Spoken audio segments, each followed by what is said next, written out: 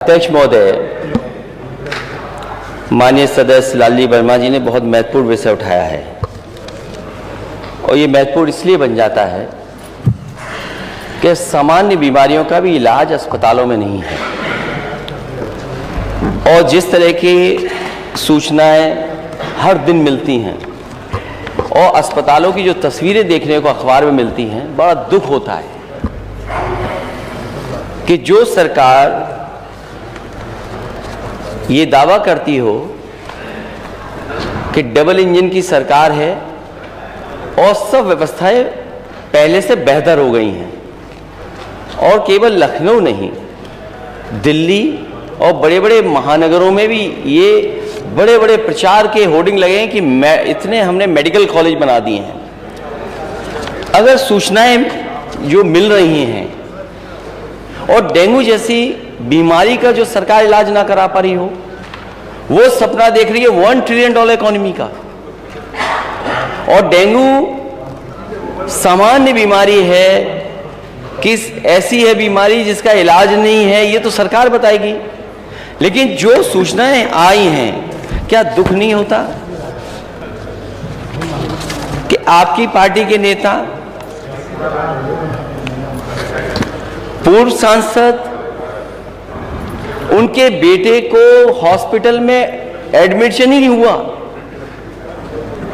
वो एक अस्पताल से दूसरे अस्पताल और दूसरे अस्पताल के बाद सबसे प्रीमियर हॉस्पिटल या सबसे प्रेस्टिजियस इंस्टीट्यूशन में गए और स्ट्रेचर पे पड़ा रहा उनका बेटा, उसकी जान चली गई।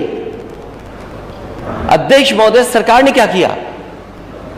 सरकार अगर जिम्मेदारी समझती तो क्या माननीय सदस्यों की कमेटी नहीं बन सकती थी? जो यहां माननीय सदस्य जीते हुए लोग हैं, ये जो सदन में बैठे, क्या इनकी कमेटी बनकर के नहीं देख सकती थी? यही नहीं, एम्बुलेंस का इंतजार करिए। आप एम्बुलेंस बुलाना चाहते हैं, एम्बुलेंस नहीं आएगी आपके पास।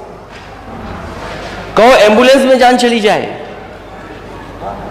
और अगर अस्पताल पहुंच गए तो स्टेशन नहीं है, लोग अपने कंधों में गोदी में रख करके या दो परिवार के 2 सदस्य लेकर के जा रहे हैं, ये स्थिति है। और अस्पताल में बेड नहीं, 2-2 भर्ती थे जिस समय डेंगू अपने पीक पे, जब डेंगू था तो अस्पतालों में एक बेड पर 2-2 मरीज थे, राजधानी में थे। और अगर राजधानी में ये स्थिति है तो दूसरी जगह क्या स्थिति होगी प्रदेश के किस दूसरे कोने में? जो कहां घूमे, कहां जाए मरीज?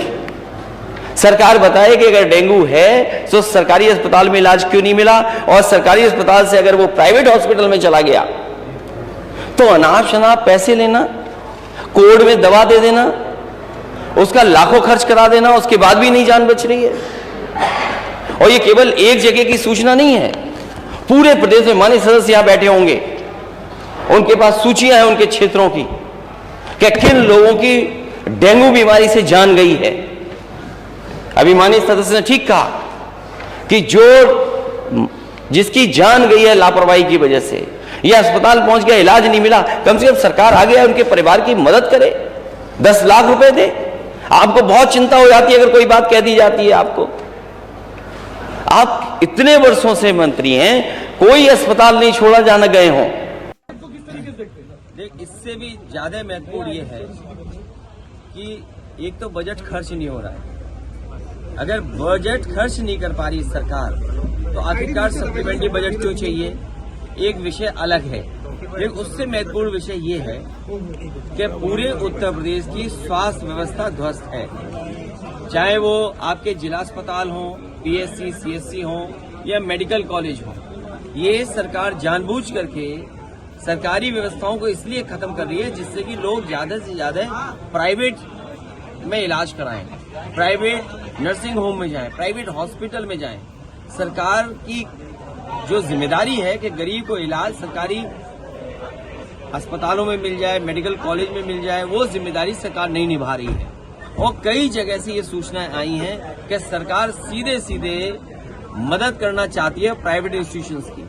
और सच्चाई ये भी है कि जो सरकार दावा ये कर रही थी कि हम मेडिकल कॉलेज बनाएंगे, सुनने में आ रहा है कि मेडिकल कॉलेजेस को भी प्राइवेट हाथों में बेचने की तैयारी है। जो सरकार प्राइवेट मेडिकल कॉलेजों को प्राइवेट में बेच रही हो, सरकारी मेडिकल कॉलेज को बड़ा इंफ्रास्ट्रक्चर प्राइवेट में बेच रहे हो, जिला अस्पतालों में दवाई से लेकर के इलाज न मिल पा रहा हो, और लखनऊ जैसी जगह पर जहां पर इन्हीं के पार्टी का पूर्व सांसद अपने बेटे को लेकर के आया था, पीजीआई जैसी प्रेस्टिजियस इंस्टीट्यूशन में उसको इलाज नहीं मिला और बेटे की जान चली गई।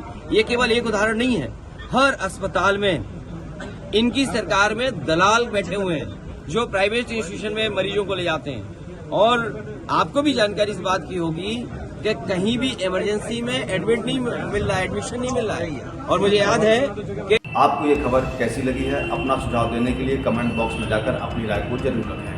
आपसे आग्रह है कि अभी तक हमारे चैनल को सब्सक्राइब ना किया हो तो नीचे सब्सक्राइब बटन पर जाकर क्लिक करें, साथ ही बेल आइकन को प्रेस करें, जिससे कि हमारी पढ़ने वाली प्रत्येक खबर का नया नोटिफिकेशन सबसे पहले आपको प्राप्त होगा।